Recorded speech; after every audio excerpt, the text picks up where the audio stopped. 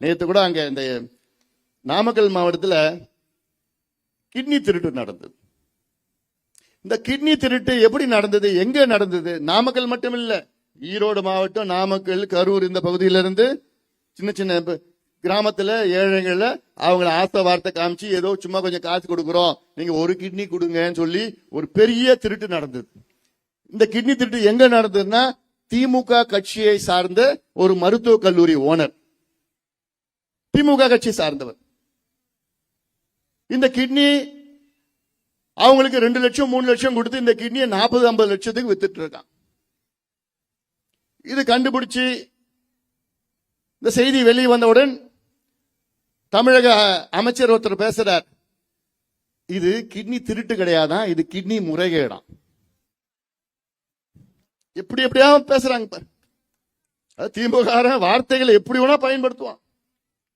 Kidney திருட்டு நடக்குது, ஆனா இது கிட்னி திருட்டு இல்லையா, இது கிட்னி முறைகேடு.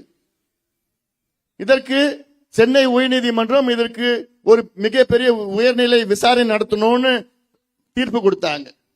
ஆனா இதுக்கு தமிழக அரசு எங்க போனாங்க தெரியல, உச்ச நீதிமன்றத்துக்கு மேல்முறையீடு. நீ உண்மையான அரசா இருந்தா, நியாயமான அரசா இருந்ததுன்னா என்ன பண்ணிருப்ப, நீ விசாரணை நடத்தி யாரு குற்றம் செஞ்சிருக்காங்க அவங்கள ஜெயில தூக்கி போட்டிருப்ப. ஆனா அதை விட்டுட்டு உயர்நீதிமன்ற தீர்ப்பை எதிர்த்து உச்ச நீதிமன்றத்துக்கு மேல்முறையீடு எதுக்கு? எங்கேயோ ஒரு மருத்துவக் கல்லூரி, அதுவும் திமுக சார்ந்த மருத்துவக் கல்லூரிக்காரன் கிட்னி திருடி இருக்கிறான், அவனை காப்பாத்துறதுக்காக நீ உச்ச நீதிமன்றம் போயிருக்கிற. எவ்வளவு மோசம், எவ்வளவு மோசடி இதெல்லாம். அதெல்லாம் நிச்சயமாக அதை சிந்திக்க வேண்டும். அதனால நீங்க எல்லாரும் சேரணும். எந்த கட்சி, ஜாதி, மதம் எல்லாம் எந்த பிரச்சனை எல்லாம் பார்க்காதீங்க. உங்க பிள்ளைகளை பாதுகாக்கணும், உங்க பேர பிள்ளைகளை பாதுகாக்கணும், நல்ல கல்வி கொடுக்கணும், நல்ல சுகாதாரம் கிடைக்கணும், நீர் மேலாண்மை, விவசாயிகள் மகிழ்ச்சியாக இருக்கணும்னா தமிழ்நாட்டில் ஒரு மாற்றம் நிச்சயமாக உங்கள் மூலமாக வர வேண்டும். குறிப்பாக இளைஞர்கள் மூலமாக வர வேண்டும். இளைஞர்கள் நிச்சயமாக நீங்க நினைச்சீங்கன்னா ஒரு மாற்றத்தை கொண்டு வரலாம். எவ்வளவு உதாரணங்கள் இருக்கிறது, எவ்வளவு உதாரணங்கள் இருக்கு. ஒரு போன மாசம் நேபாள் நாட்டில் ஒரு ஆட்சி மாற்றம் நடந்தது. நம்முடைய இந்தியாவுடைய எல்லையில் இருக்கிற நேபாள் நாட்டில் இளைஞர்கள், அதாவது ஜென் ஜின்னு சொல்றது, அப்படிப்பட்ட இளைஞர்கள் ஒரு புரட்சி நடத்தினாங்க. அந்த புரட்சி நடத்திய விதம் தவறான விதம், ஏன்னா வன்முறை நடந்தது, அது தவறு. ஆனால் புரட்சி நடந்து அங்கே ஆட்சி மாற்றம் நடந்தது. போன வருஷம் பங்களாதேஷ் நாட்டில் அங்கே ஒரு ஆட்சி மாற்றம் நடந்தது. யாரால நடந்தது? உங்களை போன்ற இளைஞர்களால் நடந்தது. அங்கேயும் வன்முறை நடந்தது, அது தவறு. ஆனால் அங்கு ஆட்சி மாற்றம் நடந்தது. 2 ஆண்டுகளுக்கு முன்பு இலங்கையிலே ஒரு ஆட்சி மாற்றம் நடந்தது. யாரால? உங்களை போன்ற இளைஞர்களால் நடந்தது. அங்கேயும் வன்முறை நடந்தது, ஆனால் அங்கே ஆட்சி மாற்றம் நடந்தது. அதே போன்று தமிழ்நாட்டில் அமைதியான முறையிலே ஒரு புரட்சி, என் தம்பிகளும் என் தங்கைகளும் சேர்ந்து இந்த புரட்சியை நடத்துங்கள். அமைதி புரட்சி நடத்தி ஆட்சி மாற்றத்தை நீங்கள் எல்லோரும் கொண்டு வர வேண்டும்.